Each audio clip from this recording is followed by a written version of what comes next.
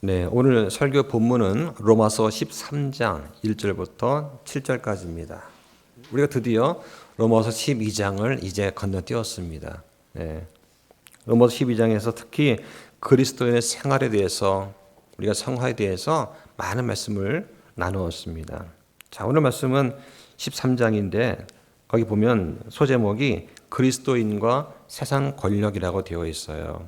오늘 설교 제목은 인간 정부에 대한 그리스도인의 자세라고 정했습니다.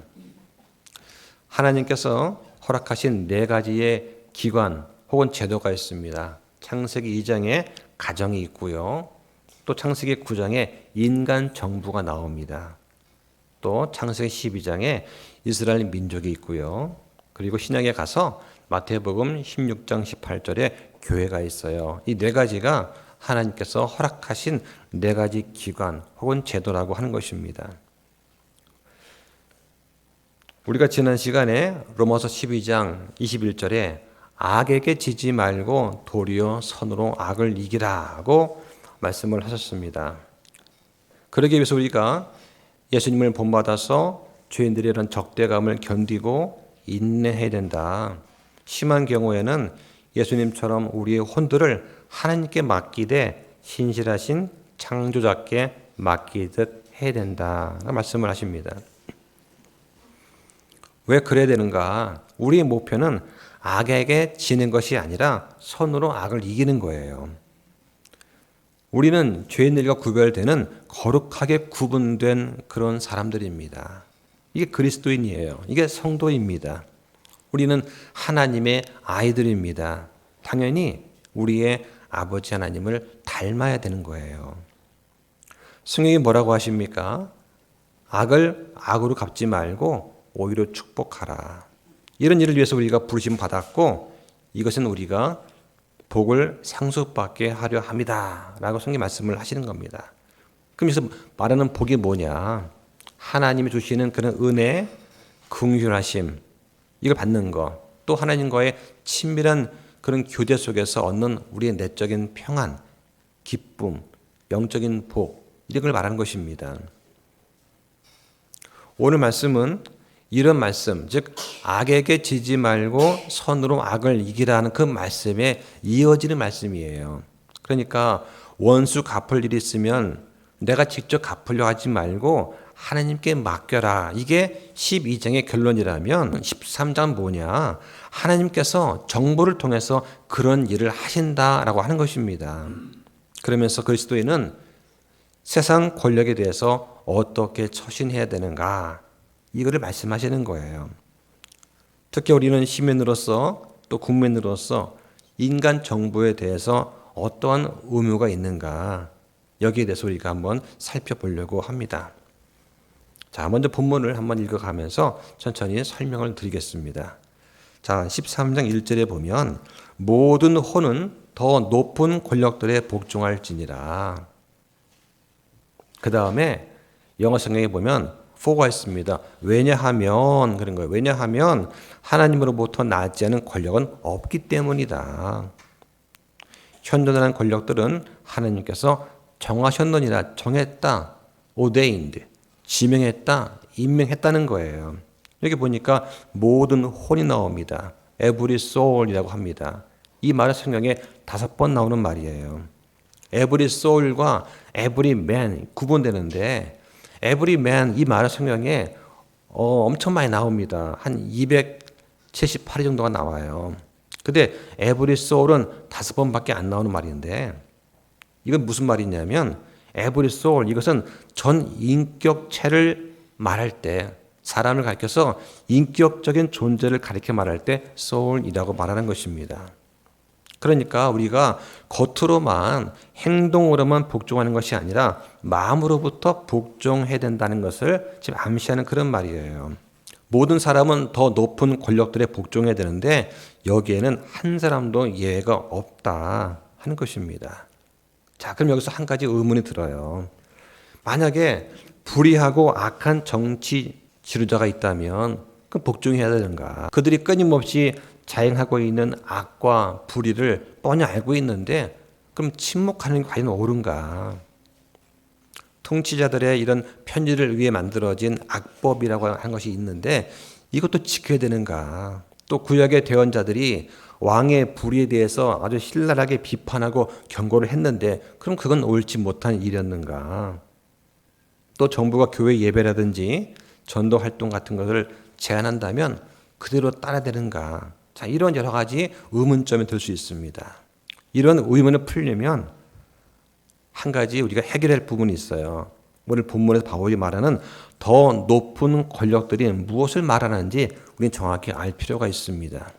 여기서 권력들은 권력을 쥐고 있는 사람이 아니라 권력을 가지고 있는 정부를 말하는 거예요. 예. 다시 말씀드립니다. 사람이 아니라 정부입니다. 그래서 루터는 이 부분을 번역을 하면서 권력을 가지고 있는 정부에 복종하라 이렇게 번역을 했어요. 사람이 아니고 기관, 정부에 복종하라는 것입니다. 자, 그런데 또 이렇게 질문할 수가 있습니다. 정부와 위정제가 다르긴 하지만 실제로 통치는 누가 하느냐? 그 위정제를 통해서 나타나는 거 아닌가 하는 질문을 또 할 수가 있습니다. 그러니까 현실적으로 통치 기구와 위정자를 엄격히 구분하기는 무척 어렵습니다. 바울 자신도 이 문제를 염두에 두고서 이 말씀을 전한 것으로 보입니다. 그래서 1절과 2절에서는 국가의 권력을 인정하고 복종해야 된다 말한 다음에 3절부터 5절까지에서는 그럼 이 권력의 대행자인 위정자는 어떤 존재인가를 설명을 하는 거예요. 바울이 뭐라고 합니까? 이 위정자, 이 정부는 뭐냐? 사회에 있는 악을 제거하기 위한 하나님의 사역자라고 하는 것입니다. 이게 놀랍지 않습니까? 하나님께서 위정자들을 하나님의 사역자라고 부르시는 거예요. 국가의 권력과 위정자가 근본적으로는 다르지만 현실적으로는 같은 것을 비출 수 있는 면을 염두에 두고 바울이 지금 말하고 있는 거예요. 우리는 본문을 보면서 이 교리가 국가에 대한 것인지 위정자에 대한 것인지를 잘 구분해서 읽을 필요가 있습니다. 19세기 미국의 정치가였던 윌리엄 레이턴은 이런 말을 했습니다. 형편없는 정부보다 더 나쁜 게 한 가지 있는데 이것은 무정부 상태다. 그리고 정부의 권위에 복종하기를 거부하는 것은 곧 무정부 상태를 지지하는 거다. 이런 말을 했습니다. 지금 바울이 우려하는 것은 뭐냐? 정부 자체가 불필요하다거나 또는 정부의 권위를 깎아내리는 이 부분을 바울이 지금 걱정하는 거예요. 바울은 어떠한 이유에서든지 정부는 반드시 있어야 된다 하는 걸 주장을 하면서 왜냐? 이 정부의 권위가 바로 하나님으로부터 나온다는 것을 먼저 밝히고 있는 것입니다. 하나님께서 노아의 대홍수 이후에 인간 정부를 허락하신 목적이 있습니다. 바로 인간의 자유, 인간의 복지를 위해서 일을 하라고 주신 게 인간 정부예요. 자, 그런데 문제는 이교도 세상에서는 이런 것들이 잘 이루어지지 않는 거예요. 그럼 왜 우리가 이런 권력에 복종해야 되나? 왜냐하면 하나님으로부터 나지 않은 권력은 없기 때문이다 라고 하는 것입니다. 당시 로마의 경우처럼 권력을 가진 사람들은 어떤 이교를 주장한다든지 권력을 남용함으로써 부작용을 낳게 할 수 있었습니다. 그렇다고 해도 국가의 무용론을 제기하는 것은 옳지 못하다는 거예요. 문제는 이 권력을 사용하는 사람들한테 있는 것이지 권력 자체에 문제가 있는 것은 아니기 때문이다 라고 하는 것이죠. 분명히 국가라고 하는 그 기구의 권력에는 하나님의 권위가 위임되어 있는 것입니다. 우리는 이러한 권력을 악용하거나 또는 하나님의 뜻을 거스려서 남용하는 그런 위정자들에 대해서는 분명히 바른 목소리를 낼 수 있어야 됩니다. 하지만 국가의 권력 그 자체를 거부하는 것은 옳지 못하다라고 하는 것이죠. 하나님께서는 이런 어떤 무질서 이를 막기 위해서 국가라는 기구를 또 세우셨고 이 기구에 권위를 주신 거예요. 만약 국가가 없다면 무정부 상태가 된다면 아마 엄청난 혼란이 야기될 것입니다. 자, 거기 2절에 보니까 그러므로 누구든지 권력에 거역하는 자는 하나님의 규례를 거역하나니 거역하는 자들은 스스로 정죄를 받으리라. 여기 정죄라는 단어가 영어로 damnation. 다시 말하면 죄가 있는 것으로 단정한다, 단죄한다 그런 뜻이에요. 그러니까 권력에 거역하는 자는 정죄를 받으리라, 심판을 받으리라 이런 말이 되는 것이죠. 여기서 거역하는 것은 한 번, 두 번 거역하는 것이 아니라 계속해서 자신의 유익을 위해서 저항하는 것을 말하는 것입니다. 그러니까 불법 파업 같은 것은 이건 저항하는 거예요. 사회 질서를 유지하고 정의를 세우기 위해서 존재하는 이 국가 권위에 대한 계속적인 불복종하는 것, 이것은 결국에는 이 권위를 부여하신 하나님께 대한 도전이 되는 것입니다. 그러니까 그리스도인이라면 불법 파업 같은 것은 가담해서도 안 되고 주동해서도 안 되는 거예요. 우리는 이 말씀을 바로 이해하기 위해서 두 가지를 유념해야 됩니다. 하나는 역사는 하나님께서 주관하신다 하는 것입니다. 두 번째는 이 역사 속에서 활동하시는 하나님의 목적이에요. 하나님은 언제든지 원하시는 사람을 권좌에 앉히기도 하시고 원치 않는 사람은 언제든지 거기서 끌어내리기도 하십니다. 다니엘서 2장 21절에 보면 이런 말씀이 있습니다. 그분께서는 때와 시기를 바꾸시나니 그분께서는 왕들을 폐하시고 왕들을 세우시며 이런 말씀을 주십니다. 또 시편 75편 7절에 보면 오직 하나님께서 재판장이시니 그분께서 한 사람은 낮추시고 다른 사람은 높이신다. 이런 말씀도 하시는 거예요. 며칠 전에 그 여의도 순복음교회에 트럼프 대통령의 장남이 방문을 했어요. 그래서 짧게 몇 분 동안 연설을 했는데 연설한 제목이 하나님께서 그 자신의 아버지 트럼프의 손을 대셨습니다. 이런 주제로 하더라고요. 과연 트럼프가 대통령 된 게 우리한테 이게 축복인지 저주인지 모르겠습니다만 그 장남이 하는 말은 그거예요. 암살자들이 총을 쐈지만 하나님께서 우리 아버지를 지켜주셨다. 이게 이제 포인트인 거예요. 그러니까 결국에는 뭐냐? 하나님이 세운 사람이다. 라고 하는 것이죠. 그 면에서는 이의가 없습니다. 모든 권력은 하나님이 세우시는 거다. 그렇게 반대파에서 트럼프를 없애려고 노력했지만 결국 세워진 거, 이거는 하나님이 세우신 것입니다. 하나님께서는 왕들을 폐하기도 하시고 왕들을 세우기도 하시는 분이기 때문에 그렇죠. 자, 한 가지 기억할 것은 뭐냐? 하나님께서 역사하실 때 이때는 대개 사람들을 통해서 역사하시는 겁니다. 자, 그러면 그분께서 하시는 일은 왜 어떨 때는 너무 더디고 왜 답답한 것처럼 느껴질까? 이럴 때가 있습니다. 한 말씀 보겠습니다. 베드로후서 보시죠. 베드로후서 3장 9절 말씀 보시겠습니다. 주께서는 자신의 약속에 대해 어떤 사람들이 더디다고 생각하는 것 같이 더디지 아니하시며 오히려 우리를 향해 오래 참으사 아무도 멸망하지 아니하고 모두 회개에 이르기를 원하시느니라. 주께서는 자신의 약속 무엇입니까? 다시 오시겠다는 재림의 약속이에요. 주님 왜 빨리 오시지 않으십니까? 이 악한 세상 더 이상 저는 보고 싶지 않습니다. 빨리 저는 주님 곁으로 가고 싶어요. 이런 기도 하시지 않습니까? 아마 젊은 사람들은 그런 기도 안 할 것입니다. 젊은 사람들은 아직도 창창한 날이 많으니까 얼마나 더 살고 싶겠어요. 근데 연세가 많으신 분들은 빨리 주님 곁으로 가고 싶은 생각이 들 때가 있어요. 하나님께서는 공의를 시행하시지만 사람들 생각은 달라요. 왜 하나님께서 오래 참고 기다리시는가? 많은 사람들이 회개하고 주께 돌아오기를 원하시기 때문입니다. 조금만 더 기다리면 저 사람이 복음을 받아들여 구원받을 것 같은데 조금만 더 있으면 저 사람이 구원받을 것 같은데 이걸 하나님께서 아시기 때문에 더 참으시는 거예요. 여기 본문에 보니까 스스로 정죄를 받으리라. 중요한 것은 누구의 심판인가가 아니라 심판은 반드시 임한다는 그런 사실이에요. 그래서 하나님께서 이 국가 권력에 대항하는 자는 대부분 세상의 위정자에 대해서 의해서 형벌을 받게 됩니다. 이걸 피하더라도 하나님의 엄정한 심판을 피할 수는 없다고 성경은 말씀을 하는 거예요. 다른 사람들 보기 어떨지 모르지만은 하나님께서는 사람의 마음을 아시잖아요. 저 사람이 살아있을 때 정말 국가와 나라를 위해서 저렇게 한 걸 했는지 자기 이익을 위해서 한 것인지 주님께서는 아신다 이거죠. 주님 앞에 섰을 때 과연 하나님께서 어떤 심판을 내리실까? 그는 본인 자신과 하나님밖에는 몰라요. 자, 3절 보겠습니다. 3절에 보면 앞에 또 후가 있어요. 왜냐하면 치리자들은 선한 일이 아니라 악한 일에 대하여 두려움, 테러, 공포요.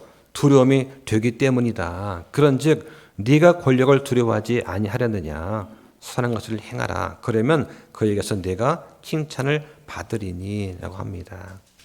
선한 것을 행하라고 합니다. 그러면 선이 무엇입니까? 성경적으로 하나님 한 분 외에는 아무도 선한 이가 없어요. 예수님도 이걸 강조하셨습니다. 심지어 자신을 선하다고 일컫는 것조차 예수님은 용납하지 않으셨어요. 마태복음 19장 17절에 그분께서 이르시되 네가 어찌하여 나를 선하다 하느냐. 한 분 곧 하나님 외에는 선한 이가 없느니라고 하십니다. 그러면 우리는 아무도 내가 선한 사람이다 라고 생각하지 말아야 됩니다. 우리는 다만 선한 일을 위해서 그리스도 안에서 창조된 그런 사람들이에요. 한번 보겠습니다. 에베소서 2장 10절 보시죠. 우리는 그분의 작품이요 그리스도 예수님 안에서 선한 행위를 하도록 창조된 자들이니라. 하나님께서 그 선한 행위를 미리 정하신 것은 우리가 그 행위 가운데서 걷게 하려 하심이라. 행위 가운데 걷는다. 이건 성화를 말하는 거예요. 우리는 선한 일을 위해서 그리스도 안에서 창조된 그런 사람들입니다. 하나님은 우리가 선한 일에 열매를 맺기 원하세요. 골로새서 1장 10절에 보면 주께 합당하게 걸어 즉 성화의 삶을 살면서 전적으로 그분을 기쁘게 하며 모든 선한 일에 열매를 맺으라고 하십니다. 그렇게 하기 위해서 우리한테 선한 양심을 주셨어요. 히브리서 13장 18절에 우리를 위해 기도하라. 우리가 모든 일에 정직하게 살려고 함으로 선한 양심을 가지고 있음을 우리가 확신한다. 이렇게 바울이 또 말을 했습니다. 또 로마서 보겠습니다. 13장 4절에 보면 그는 너를 위한 하나님의 사역자로서 사역자, 영어로 미니스터라고 합니다. 이 미니스터라는 말은 섬기는 자 이런 뜻이에요.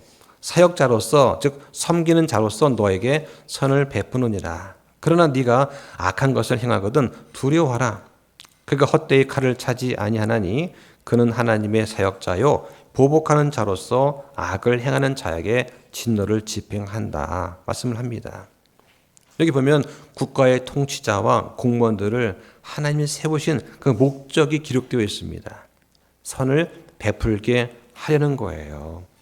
이 선이 무엇입니까? 바로 인간의 자유와 복제를 위해서 섬기는 거. 이게 국가의 통치자와 공무원들을 세운 목적이다. 이들은 악을 행하는 자에 대해서 하나님의 진노를 대신 집행하는 그런 역할을 담당합니다. 자, 근데 문제가 뭐냐? 정부가 자신이 해야 될 일을 하지 않는 데 있어요.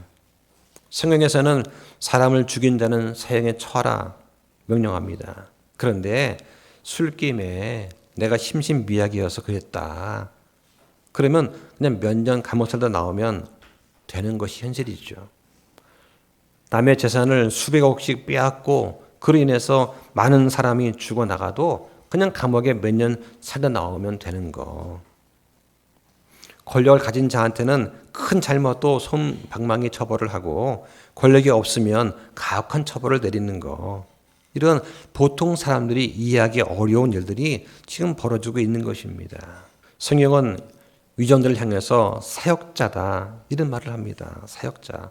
원래 사역자라는 말은 식사에 시중을 드는 하인을 말하는 거예요.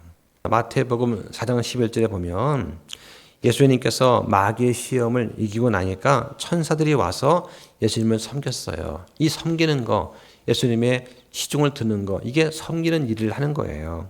고린도후서 9장 1절에 성도를 섬기는 일, 또 골로새서 1장 7절에 에바브라를 가리켜서 그는 너희를 위한 그리스도의 신실한 사역자다. 또 히브리서 8장 2절에 예수님을 가리켜서 뭐라고 하느냐? 예수님은 성서와 참 성막을 섬기시는 분이다.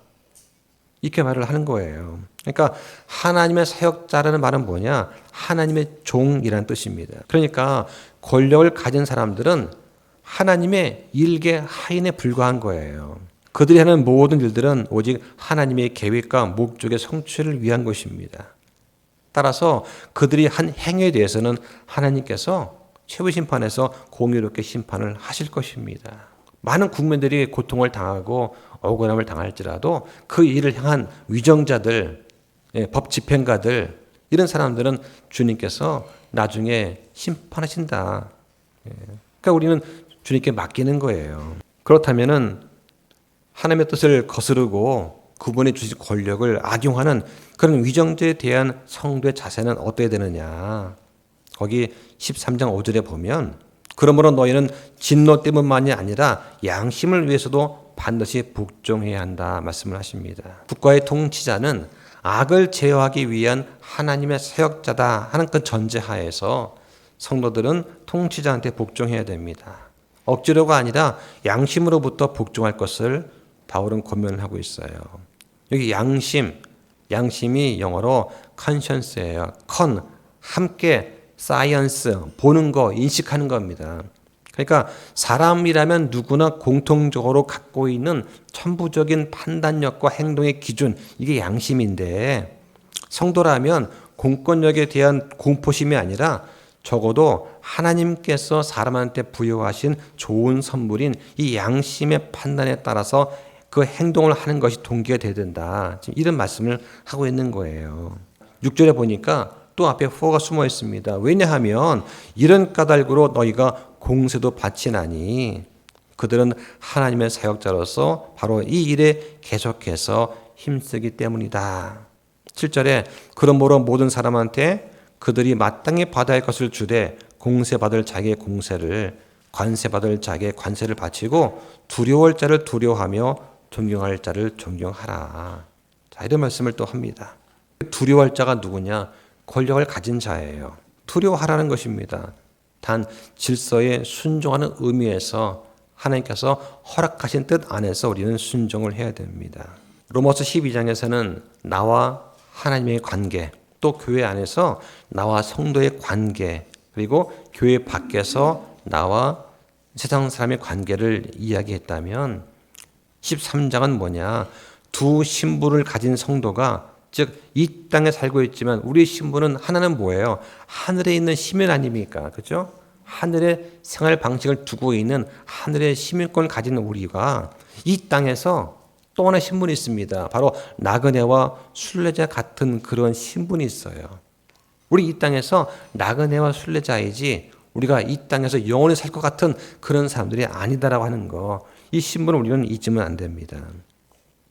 다시 말해서 이 세상에서 몸 담고 살고 있지만 근본적으로는 이 땅에 속하지 아니한 하늘 왕국의 시민이다. 그래서 우리 성도와 겪게 되는 갈등, 이런 것이 당연히 있는 거예요. 내 유익을 위해서라면 얼마든지 지혜롭게 유익을 구하며 살 수 있지만 그러지 않는 이유는 뭐냐?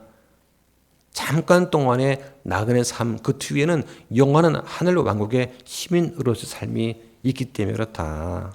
나그네와 순례자인 우리는 지금 이 자유민주주의 형태인 인간 정부 아래서 살고 있습니다. 우리는 이런 정부에 대해서 의무가 있다. 주님의 교회는 로마 제국 시대의 시작에 대해서 성장을 했습니다. 그 당시 바울은 로마에 있는 그리스도인들한테 그들의 의무에 대해서 지금 편지를 쓰고 있는 것입니다. 그러면서 그리스도인들이 정부에 대한 의무가 무엇인지 이거를 지금 분명히 밝히고 있는 거예요. 성경이 말하는 우리의 인간 정부에 대한 우리 의무가 무엇이냐? 첫 번째는 복종하라는 것입니다. 바울이 오늘 본문 1절과 5절에서 두 번이나 강조를 했습니다. 모든 호는 더 높은 권력들에 복종할지니라. 너희는 반드시 복종해야 하느니라. 두 번 말하고 있어요. 베드로도 동일한 의무를 가르쳤습니다. 주를 위해서 사람의 모든 규례에 복종하되 왕에게는 최고 권위자에게 하듯 하고 총독들에게는 악을 행하는 자를 징벌하고 잘 행하는 자를 칭찬하기 위해 그가 보낸 자들에게 하듯 하라. 자, 이게 하나님 말씀입니다. 그러니까 주를 위해서 내 유익이 아니라 주를 위해서 모든 인간 제도에 순종하라는 것입니다. 그러면서 오늘 본문 13장 1절에 왜냐하면 하나님으로부터 나지 않은 권력이 없기 때문이다 하는 거예요. 우리가 복종을 왜 해야 됩니까? 모든 권력, 인간 정부, 그것은 하나님께서 그들한테 임명해 주셨다라고 하는 것입니다. 하나님이 임명하셨다는 그걸 부정하게 되면 그때부터는 이제 정부가 우습게 보이는 거예요. 경찰이 우습게 보이고 사법제도를 우습게 하는 것이죠. 내 마음대로 탈세를 하고 내 마음대로 범죄를 저지르고 안 들키면 돼라고 생각하고 정부를 무시하는 거. 이것은 그 마음속에 하나님을 인정하지 않기 때문에 그렇다. 하나님께서는 심지어 악한 정부도 인정하셨습니다. 대표적인 게 이집트하고 아시리아예요. 잠깐 보겠습니다. 출애굽기 보시죠. 출애굽기 9장 16절. 내가 바로 이런 까닭으로 너를 일으켰나니 이것은 네 안에서 네 권능을 보이고 내 이름을 두루 온 땅에 밝히 알리려 함이니라. 자, 너를 일으켰다. 이집트입니다. 네, 하나님 보시기에 뭐 악한 민족이라 할 수 있어요. 그런데 왜 하나님께서 이집트를 일으키셨냐? 이 나라를 통해서 하나님의 권능을 보이고 하나님의 이름을 온 땅에 알리려고 하십니다. 자, 또 하나 보겠습니다. 이사야서 10장 5절과 6절 보겠습니다. 오, 내 분노의 막대기 아시리아 사람아, 그들 손에 있는 지팡이는 내 경론이라. 내가 위선을 보이는 민족을 대적하려고 그를 보낼 것이며 내 진노를 일으킨 백성을 대적하려고 그에게 명하여 노력하고 탈취하게 하며 거리에 진흙같이 그들을 질밟게 하리라. 이스라엘 민족들이 하나님의 명령을 어기고 불순종하고 우상 숭배를 반복하니까 하나님께서 아시리아 사람을 통해서 이스라엘을 매질하시는 거예요. 하나님께서는 악한 정부도 임명하신 겁니다. 그러므로 정부에 거역하는 것은 곧 하나님께 거역하는 것이라고 할 수가 있어요. 하나님께서 위종자들을 하나님의 사역자로 세우셨다 하는 것입니다. 그러니까 이런 면에서 볼 때 정부에 반항하는 것은 스스로 심판을 자초하는 것이다 할 수가 있습니다. 정부가 무서워서가 아니라 우리는 주가 두려워서 법을 지키는 거다. 이걸 잊으면 안 돼요. 자, 베드로는 여기다가 또 이해를 또 추가합니다. 한번 보겠습니다. 베드로전서 2장 15절 보시죠. 그리함이 하나님의 뜻이니 이것은 너희가 잘 행함으로 어리석은 사람들의 무지함에 재갈을 물리게 하려 함이니라.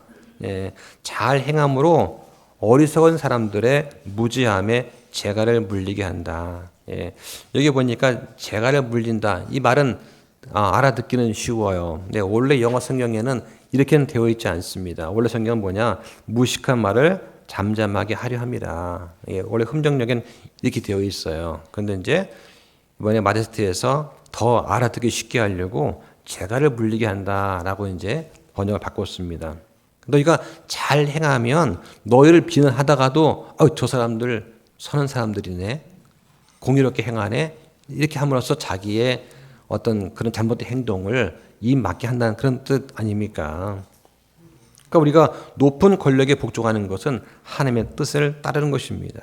또 어리석은 사람들의 험담, 무식한 말을 막기 위함인 거예요. 자, 근데 여기에 복종할 때 한 가지 예외가 있어요. 1차적으로는 억압적인 정보라도 복종해야 됩니다. 예, 바울과 베드로가 글을 쓸 당시에 그리스도인들은 아주 앙달한 네로 황제 아래 있었어요. 그러니까 네로 황제의 통치 기간 동안에 엄청난 핍박과 환난을 겪었습니다. 자, 그런데 그런 상태에서 쓴 글이 이 바울과 베드로의 글이에요. 자, 그럼 우리가 언제 불순종할 수 있느냐? 유일한 경우는 하나님께 순종해야 할 때입니다. 이 부분을 한번 살펴보겠습니다. 사도행전 보시죠. 사도행전 4장 18절부터 보겠습니다. 그들을 불러 그들에게 예수님의 이름으로 결코 말하지도 말고 가르치지도 말라고 명령하니라. 그러나 베드로와 요한이 그 사람들에게 응답하여 이르되 너희 말에 귀를 기울이는 것이 하나님 말씀에 귀를 기울이는 것보다 하나님의 눈 앞에서 옳은지 너희는 판단하라. 20절 함께 씁니다. 시작. 우리는 우리가 보고 들은 것들을 말할 수밖에 없노라. 정치 권력에 우리가 불복종할 때는 언제냐? 하나님께 순종을 해야 될 때, 하나님 말씀에 귀를 기울이는 것이 더 중요할 때는 당연히 우리는 거절할 수가 있는 거예요. 자, 하나 더 보겠습니다. 거기에 5장 27절부터 보시죠. 그들이 사도들을 데려가 공회 앞에 세우니 대제사장이 사도들에게 물어 이르되 너희가 이 이름으로 가르치지 말라고 우리가 너에게 엄히 명령하지 아니하였느냐. 그런데 보라, 너희가 너희 교리로 예루살렘을 가득 채웠고 또 이 사람의 피를 우리에게 돌리려 하는도다 하므로 29절 함께 봅니다. 시작. 그때 베드로와 다른 사도들이 응답하여 이르되 우리가 사람들에게 순종하기보다 오히려 하나님께 순종해야만 하느니라. 그러니까 하나님께 불순종하도록 강요할 때는 우리는 그 법에 당연히 불복종할 수가 있는 것입니다. 몇 년 전 코로나 때 어떻습니까? 많은 교회가 대면 예배 금지를 강요받았습니다. 중국에서 시작된 이 코로나가 대구 신천지를 통해서 유입이 되었고 특히 노약자한테 많은 피해가 발생했습니다. 이것이 전국으로 퍼져나갔어요. 예. 그러면서 교회가 많은 도마 위에 올라게 되었습니다. 정부는 대면 예배를 금지했습니다. 이에 순종해서 인터넷 예배로 대체한 교회도 있고 이에 불복해서 대면 예배를 강행한 그런 교회도 있어요. 모두가 다 믿음으로 한 행위다라고 저는 생각을 합니다. 예. 그거 다 믿음으로 한 거예요. 우리 어떻습니까? 우리는 뭐라 하든 말든 모여서 오전 예배 드리고 밥 같이 해 먹고 오예배 드리고 그래도 뭐 코로나 인해서 발생한 환자가 없지 않습니까? 이게 은혜죠. 자, 둘째 의무는 뭐냐? 당연한 것을 바치라고 하는 것입니다. 네. 첫째 의무는 복종하라. 두 번째 의무는 당연한 것 바치라. 즉 세금을 납부하라는 거예요. 하나님께서 임명하신 이 정부에 복종하는 그 일환으로 세금을 내야 되는 것입니다. 그래서 거기 7절에 보면 공세받을 자한테 공세를, 관세받을 자한테 관세를 바치고 두려워할 자를 두려워하며 존경할 자를 존경하라고 하는 것입니다. 그러니까 세금 내는 건 국민의 의무이자 특권이기도 한 것입니다. 각종 납부금도 마찬가지입니다. 내야 할 것은 내야 되는 거예요. 근데 집안에 금과 뭐 돈을 숨겨놓고 있으면서 탈세를 한다. 그리스도는 아마 안 그럴 것입니다. 근데 그러면 안 되는 거예요. 자, 우리나라 같은 경우는 2018년부터 종교인한테 과세가 시행되고 있습니다. 모든 목사라든가 중이라든가 또는 사제들은 2018년부터 자신이 받은 급여와 사례비에 대해서 기타 소득으로 분류하는 소득세를 내게 되어 있습니다. 목회자들은 주님 앞에 또 성도들 앞에 양심적으로 부끄럽지 않기 위해서 세금을 납부를 해야 되는 거예요. 적어도 그리스도인들이라면 양심껏 세금을 내야 된다. 그러면서 존경할 자를 존경하라고 하는 거예요. 두려워할 자를 두려워하라. 특히 경찰관, 판사 같은 사람들 해당되는 것입니다. 내가 알고 있는 경찰관, 내가 알고 있는 판사, 그 사람은 옳지 못한 사람인데요. 그게 중요한 것이 아니고 사람이 아니라 직책에 우리는 존경을 해야 되는 것이죠. 사람은 누구나 다 죄가 있습니다. 다 실수를 합니다. 팔이 안을 굽어요. 잘못된 판단을 합니다. 그러니까 경찰, 판사들도 그럴 수 있습니다. 하지만 우리는 그 직책에 대해 존경을 해야 된다. 자, 그 우리나라가 좀 바뀌어야 된다 생각하는 자는 뭐냐? 하나는 제가 안타까운 게 군인에 대한 존경과 처우 개선은 정말 안타까워요. 아마 OECD 국가 중에서 군인에 대한 처우가 가장 낮은 나라가 우리나라일 것입니다. 미국 같은 경우는 훈장을 달고 있으면 대통령이 먼저 격려합니다. 근데 우리는 어떻습니까? 군인이 전철을 탈 때 자리에 앉았다고 해서 왜 군인이 앉아서 가냐, 서서 가야지 하면서 그 많은 사람 앞에서 군인을 막 질책을 하고 민원을 제기한 거예요. 민원을. 정부에 민원을 제기해가지고 군인이 앉아서 가면 되겠습니까?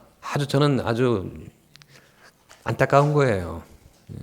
대한민국 수준이 정말 낮구나 하는 것이죠. 이러면 안 된다는 것입니다. 그러니까 누가 국가를 위해서 희생을 하겠습니까? 특히 직업적인 군인을 하는 사람들은 대우가 분명히 좋아져야 되는 거예요. 그러니까 존경할 자를 존경하지 못한다. 그런 생각이 많이 듭니다. 자, 세 번째 의무는 뭐냐? 기도하는 거예요. 자, 누구를 위해 기도해야 됩니까? 왕들과 권위를 가진 모든 자들을 위해 기도를 해야 됩니다. 자, 또 보겠습니다. 디모데전서 2장 1절과 2절 보시죠. 그러므로 내가 권면하노니 무엇보다 먼저 모든 사람을 위해 간구와 기도와 중보와 감사를 드리고 왕들과 권위를 가진 모든 자들을 위해서도 그리하라. 이것은 우리가 전적으로 하나님을 따르며 정직한 가운데 조용하고 평화로운 삶을 살려 함이라. 이렇게 말을 합니다. 우리는 위정자들이 지혜와 정의와 공의를 가지고 궁휼함을 가지고 나라를 다스리기를 우리는 기도를 해야 됩니다. 또 우리는 그들에게 감사를 드려야 돼요. 나라를 잘 다스리는 위정자들한테서 우리는 감사를 또 해야 됩니다. 그런 일로 섬기는 사람들을 성경은 분명히 사역자들이다, 하나님의 종이다라고 부릅니다. 그들의 수고 때문에 우리가 평화와 번영 속에 사는 거예요.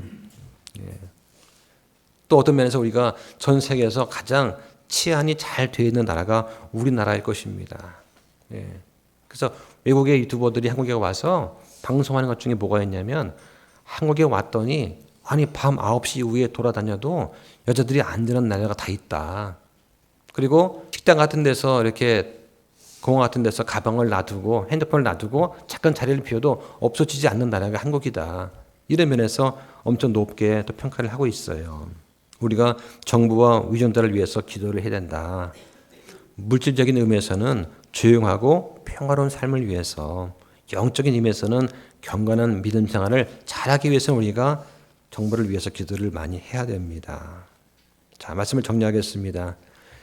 그리스도인에게 주는 우리한테 세 가지 의무가 있어요. 정부에 복종하라. 당연히 낼 것을 납부하라. 그리고 더 높은 권력 가지고 있는 자를 위해서 기도를 하라. 그럼 이거 외의 것은, 이런 외에 대한 어떤 정부나 이런 정치든 참여는 어떻게 됩니까? 그럼 각자의 판단 영역입니다. 각자 믿음대로 하는 거예요. 정부가 하는 일이 마음에 안 든다. 그럼 어떻게 될까요? 지난 수백 년 동안 이런 질문이 있어 왔습니다. 나는 저 정치가 마음에 안 듭니다. 나는 저 법률과 저 판사 마음에 안 들어요. 이런 말 할 때 어떻게 보통 말을 하느냐? 그러면 믿는 그리스도인 당신이 지금부터 준비를 해서 당신이 판사가 되고 당신이 정치가가 되고 당신이 법률가가 되라. 그래서 말씀대로 세상을 바꿔봐라. 이런 말을 많이 또 우리는 했어요.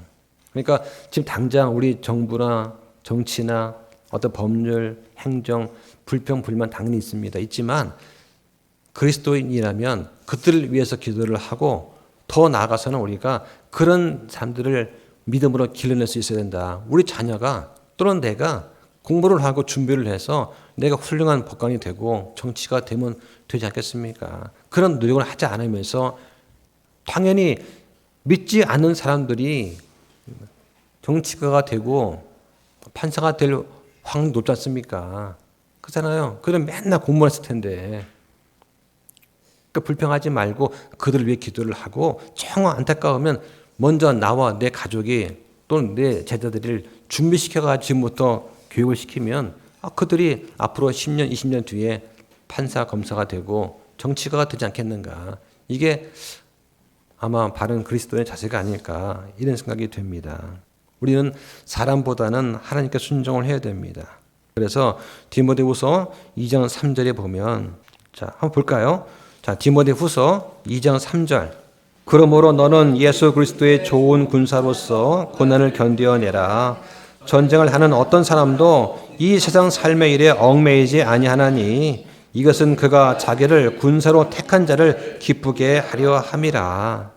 우리는 예수 그리스도의 좋은 군사 맞습니까? 그리스도인이고 또한 우리는 하늘 왕국의 시민이 맞습니까? 그렇다면 우리는 현재 닥치는 이런 고난을 잘 견뎌내야 됩니다. 인내하면서 정말 나라를 사랑하고 정말 안타깝고 그런 마음의 불꽃이 일어난다면, 그러면 내가 준비를 하고 내 자녀를 준비시켜서 이 나라의 훌륭한 일꾼도 키워내야 돼요. 국가와 정부, 또 우리 민족, 또 크고 작은 권력 가지고 있는 자들을 위해서 우리가 한 달에 한 번씩 전체 기도를 하는 거잖아요. 기도할 때 이런 마음을 가지고 우리가 기도를 하면 좋겠습니다. 다 같이 기도하고 마치겠습니다.